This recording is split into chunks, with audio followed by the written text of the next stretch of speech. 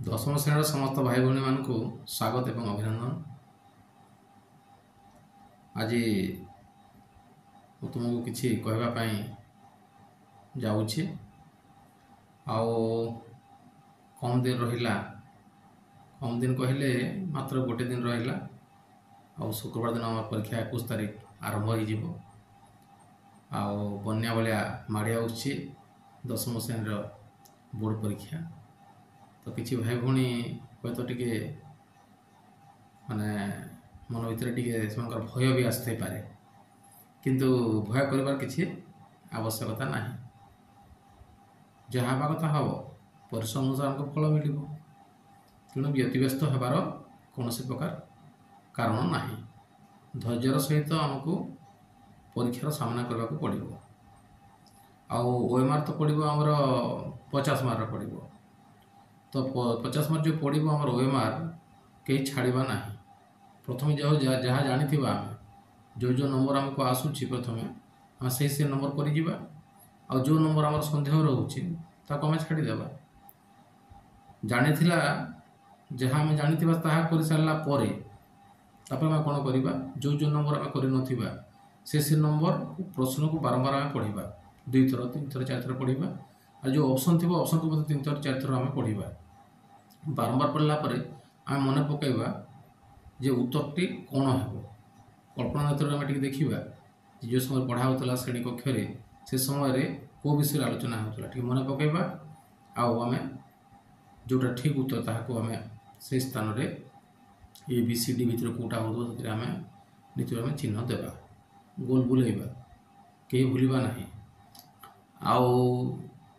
आम जब छाड़देवा ताहले कौन हम कि आम नंबर कटिज तेणु गैस करजेकोसी आम गोटे राउंड अप आमको करने को पड़ो।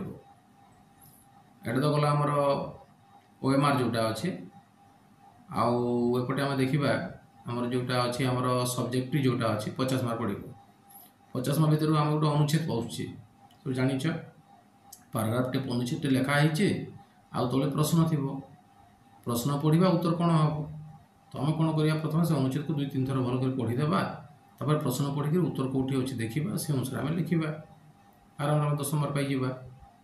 तापर आम देखा रचना गोटे आसब 10 मार्क रचना जेहेतु से दौर सब पॉइंट गुड़िक दौर कौन कौन दौर भल भाव निरीक्षण करवा आ जो पॉइंट गुड़ी सब पॉइंट गुड़ी से सब पॉइंट गुड़ी को आम देखा से अनुसार ताकू एका आम नजर करें लिखार अच्छे जी आम भाई से विषय जहाँ मन को आसो जो विषय आम भावुवा से विषय आम निर्भीक भाव से समय आम लिखिजा किसी व्यतिव्यस्त होगा ना।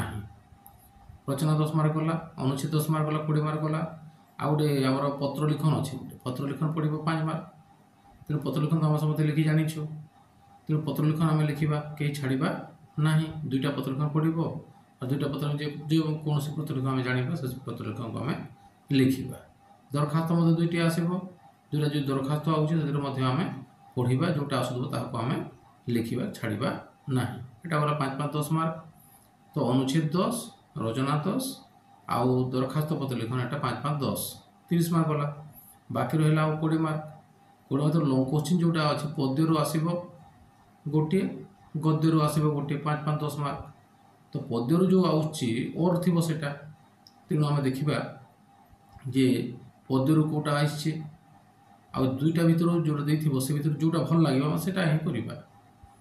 तो जेहेतु आमर अस्मिता कथा कहुच्छे तेणु मोर भावुची आम जो अच्छे रामायण कथा को जीवा ताले राघवंक लंकायतर अनुकूल जोटा अच्छी से लंग क्वेश्चन आसबार संभावना अच्छे किंबा भीमंक सिंहनाद रड़ी जोटा अच्छे से गोटे लंग क्वेश्चन आशा करवा। तेणु कवि विषय आम प्रथम परिचय देकरी तापर आम आरंभ करवा कवि परिचय आम गोटे पाराग्राफ करके तले आ 2टा पाराग्राफ आम करवा आर मझे मझे कोटेसन देवा भूलवा ना उद्धृतिर व्यवहार आम करवा।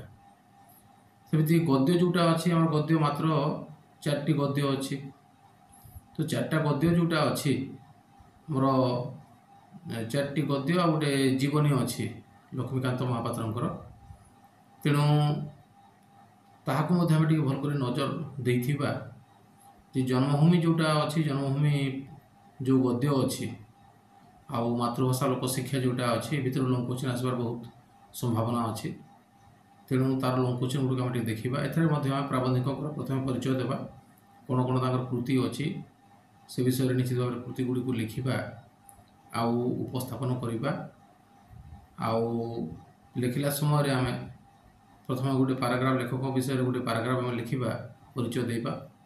ଆଉ ପରବର୍ତ୍ତୀ ତାପରେ ଆମେ ପୁଣି ଦୁଇଟା ଅନୁଚ୍ଛେଦ କରିବା। ଏଥିରେ ମଧ୍ୟ ଆମେ କ'ଣ କରିବା, ଏଥିରେ ମଧ୍ୟ ଆମେ ଉଦ୍ଧୃତିର ବ୍ୟବହାର କରିବା ଆଉ ଛାଡ଼ିବା ନାହିଁ।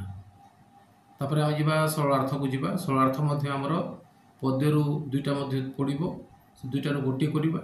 ଗଦ୍ୟରୁ ଦୁଇଟା ଆସିବ, ଦୁଇଟାରୁ ଆମେ ଗୋଟିଏ କରିବା।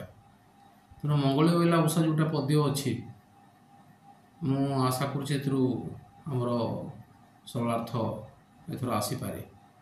ଆଉ ଗୋଟେ ଅଛି ଜାଗବନ୍ଧନ ହରା। ଜାଗବନ୍ଧନ ହରା ପଦ୍ୟ ମଧ୍ୟ ବହୁତ ଗୁରୁତ୍ୱପୂର୍ଣ୍ଣ। ତେଣୁ ସରଳାର୍ଥ ଦୃଷ୍ଟିରୁ ଆମେ ତାହାକୁ ଟିକେ ନଜର ବୁଲେଇଥିବା, ଦେଖିଥିବା।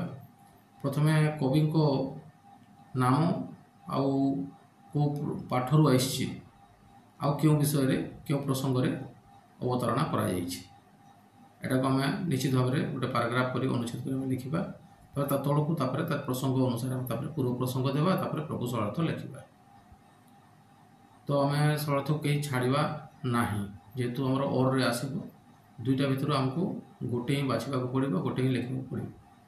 ଯଦି ଆମେ ଛାଡ଼ିଦେବା ତାହେଲେ ଆମ ନମ୍ବର କଟିଯିବ। ତେଣୁ ଆମେ କୌଣସି ପ୍ରକାର ଛାଡ଼ିବା ନାହିଁ। ଆଉ ସବୁଠାରୁ ବଡ଼ ଗୁରୁତ୍ୱପୂର୍ଣ୍ଣ କଥା ହେଉଛି, ମୁଁ ଦେଖୁଛି ଯେ କ'ଣ ହେଉଛି କି ଆମର ଜାଣିଥାଉ ଆମେ, କିନ୍ତୁ ବେଳେବେଳେ କ'ଣ ହୁଏ ଆମେ ଛାଡ଼ିଦେଉ, ମାନେ ଲେଖା ଅଭ୍ୟାସ ଯେହେତୁ ନଥାଏ, ସେ ଦୃଷ୍ଟିରୁ ଆମେ କ'ଣ କରୁଛୁ, ତାକୁ ଛାଡ଼ି ଦେଉଛୁ। ତେଣୁ ଲେଖିବାର ଗୋଟେ ଆମେ ଅଭ୍ୟାସ କରିବାର ଅଛି। ଆଉ ଲେଖିଲା ସମୟରେ ସମୟ ଯେଉଁଟା ଅଛି, ସମୟକୁ ଭାଗ କରିବାର ଅଛି। ରଚନା ପାଇଁ ମୁଁ କେତେ ସମୟ ରଖିବି, ସରଳାର୍ଥ ଦୁଇଟା ଲେଖିବାର ଅଛି କେତେ ସମୟ ରଖିବି, ଅନୁଚ୍ଛେଦ ପାଇଁ କେତେ ରଖିବି, ଏଇଭଳି ଭାବରେ ଆମକୁ ଭାଗ ଭାଗ କରିବାକୁ ପଡ଼ିବ। ଆଉ ଶୀତ ଋତୁରେ ପଲ୍ଲୀର ଦୃଶ୍ୟ, ଏ ଯେଉଁ ରଚନା ଅଛି, ଏଟା ପରୀକ୍ଷାରେ ଆସିପାରେ। ଆଉ ଆମର ବର୍ତ୍ତମାନ ଯେଉଁ ଚାଲିଛି ଆମର ସୁଭଦ୍ରା ଯୋଜନା, ଏଟା ମଧ୍ୟ ଏହା ପ୍ରତି ମଧ୍ୟ ଆମେ ଦୃଷ୍ଟି ଦେଇଥିବା ଆଉ ଟିକେ ଆମେ ନଜର ବୁଲେଇବା। ସେମିତି ବିଜ୍ଞାନ ସମ୍ବନ୍ଧୀୟ ହେଲା, ତାର ବର୍ତ୍ତମାନ ଯେଉଁ ଆମର ସାମ୍ପ୍ରତିକ ଘଟଣାଗୁଡ଼ିକୁ ନେଇକରି ମଧ୍ୟ ରଚନା ଆସିପାରେ। ତେଣୁ କେହି ଛାଡ଼ିବା ନାହିଁ। ଯେଉଁ ବିଷୟରେ ପଡ଼ିବ ସେ ବିଷୟରେ ଆମେ ନିଶ୍ଚିତ ଭାବରେ ଲେଖିବା, ଭାବି ଭାବି କରି ଚିନ୍ତା କରି ଆମେ ଲେଖିବା। କେବେ ମଧ୍ୟ ଛାଡ଼ିବା ନାହିଁ। ଆଉ କେହି ଡରନ୍ତୁ ନାହିଁ, କେହି ଭୟ କରନ୍ତୁ ନାହିଁ, କିଛି ଭାବନ୍ତୁ ନାହିଁ। ପରୀକ୍ଷା ସମସ୍ତଙ୍କର ବହୁତ ସୁନ୍ଦର ହେବ, ବହୁତ ଭଲ ହେବ। ଆଉ ଯଦି ଆମେ ନର୍ଭସ୍ ହେଇଯିବା, ଯଦି ଆମେ ନିରାଶ ହେଇଯିବା, ଯଦି ଆମେ ଭାଙ୍ଗି ପଡ଼ିବା, ତାହେଲେ ଆମେ ଆଗକୁ ବଢ଼ିପାରିବା ନାହିଁ। ତେଣୁ ଧୈର୍ଯ୍ୟର ସହିତ ପରୀକ୍ଷାର ଆମେ ସାମ୍ନା କରିବାକୁ ପଡ଼ିବ। ଏତେ ଦିନର ପରିଶ୍ରମ ଆମେ କରିଛୁ, ତେଣୁ ପରିଶ୍ରମ ଫଳ ଆମକୁ ନିଶ୍ଚିତ ଭାବରେ ମିଳିବ। ତେଣୁ କେହି ବ୍ୟତିବ୍ୟସ୍ତ ହେବା ନାହିଁ। ନିଶ୍ଚିତ ଭାବରେ ସମସ୍ତେ ଭଲ କରି ପଢ଼ାପଢ଼ି କରିବା। ଆଉ ସମସ୍ତଙ୍କର ମଙ୍ଗଳ କାମନା କରୁଛି।